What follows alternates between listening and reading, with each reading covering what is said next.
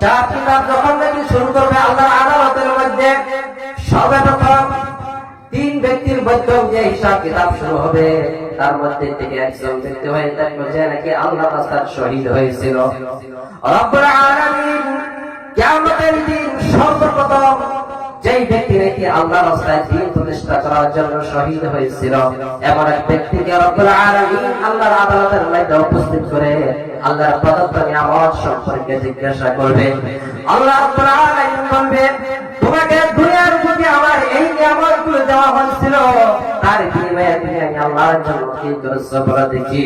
তখন ওই যে ব্যক্তি নাকি আল্লাহর রাস্তায় দ্বীন প্রতিষ্ঠা করার জন্য শহীদ হয়েছিল, ওই ব্যক্তি বলবে, রব্বুল আলামিন তোমার দ্বীন প্রতিষ্ঠা করার জন্য তোমার নিয়ামত উপভোগ করেছিলাম, তার বিনিময়ে তোমার দ্বীন প্রতিষ্ঠা করার কারণে যুদ্ধের ময়দানে সংগ্রাম করেছিলাম, সংগ্রাম করতে করতে অবশেষে পাঁচশোটা আমাকে শহীদ করা হয়েছে, আমি শহীদ হয়েছিলাম।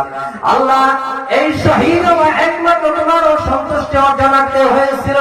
রব্বুল আলামিন তখন বলবে, সে যদি শহীদ হয়ে থাকে, যদি নিয়ামত প্রসিদ্ধ না থাকে, তখন রব্বুল আলামিন বলবে, ফেরেশতা সহ বলবে, না তুমি বড় মিথ্যাবাদী, তুমি শহীদ হয়েছিলে কথা ঠিক, কিন্তু তোমার নিয়ামত প্রসিদ্ধ ছিল না, তোমার নিয়ামত ছিল সে দুনিয়া তোমাকে তুমি শহীদ বলতো, বড় যুদ্ধকারী তুমি লড়াইকারী মহাবীর মনে করতো মানুষ, এই জন্য তুমি শহীদ সংগ্রাম করেছিলা, তুমি শহীদ হয়েছ, তোমার নিয়ামত তোমার প্রসিদ্ধ ছিল না।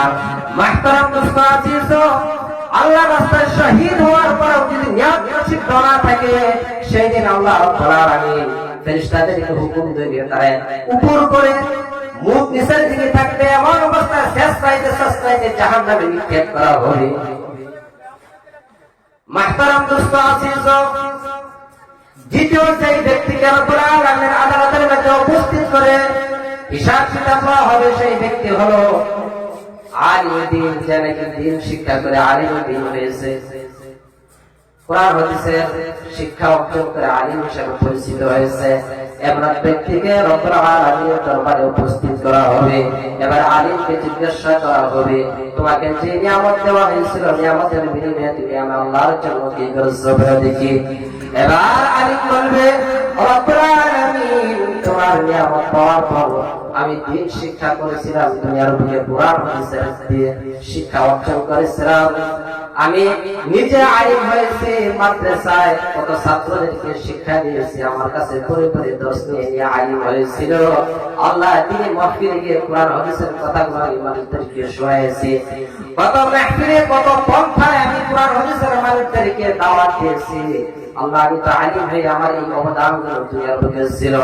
এবার রব্বুল আলামিন আলিমকে ওঝার ডেকে বলবে, না তুমি বড় মিথ্যাবাদী, তুমি দুনিয়ার আলিম হয়েছিল কথা ঠিকই, কিন্তু তোমার আলিম হওয়া উদ্দেশ্য ছিল যে দুনিয়ার মানুষ তোমাকে বড় আলিম মনে করবে, অমুক গ্রামের অমুকের একজন সন্তান বড় আলিম হয়েছে, এই তোমার উদ্দেশ্য ছিল। মাহতারাম দোস্ত আজিজ, একজন আলিম হওয়ার পর যদি উদ্দেশ্য ভালো না থাকে, কাল কিয়ামতের দিন আল্লাহর কাছ থেকে তার ভালো বদলা পাবে না। রব্বুল আলামিন সেদিন এমন ধরনের আলিমকে রব্বুল আলামিন আল্লাহর হুকুমে ফেরেশতারা উপর করে শেষরাইতে জাহান্নামে নিক্ষেপ করবে।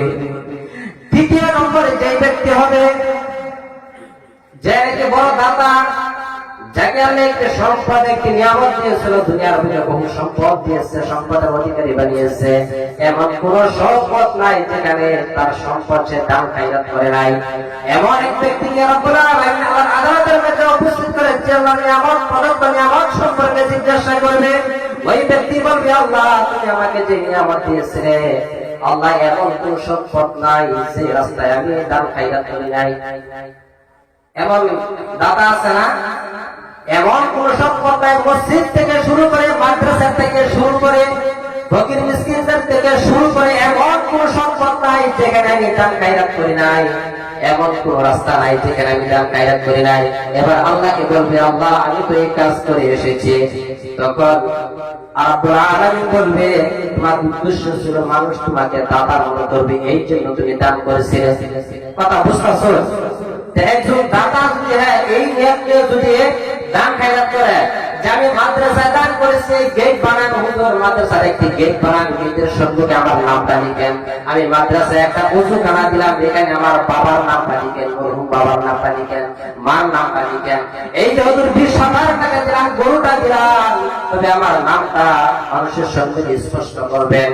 এইরকম ধরনের দাতা যদি হয়ে থাকে, আমরা নিয়ত যদি প্রসিদ্ধ না থাকে, সেই দিন এমন ধরনের দাতাকে রব্বুল আলামিন বলবে, তুমি দান করেছিলে কথা ঠিক হয়ে, কিন্তু তোমার নিয়ত প্রসিদ্ধ ছিল না, তোমার উদ্দেশ্য ছিল মানুষ বড় দাতা মনে করবে, এই জন্য তুমি দান করেছিলে। ফাকিরা বাস দুনিয়া দাতা বলা তো হয়েই গেছে, এখন আমি আল্লাহর তরফ থেকে তুমি কোনো কিছু পাওয়ার মতে নাই। যাও এই দুই ব্যক্তির মতো এই ব্যক্তিকে উপর করে শেষ রাইতে টেনে জাহান্নামে নিক্ষেপ করা হবে।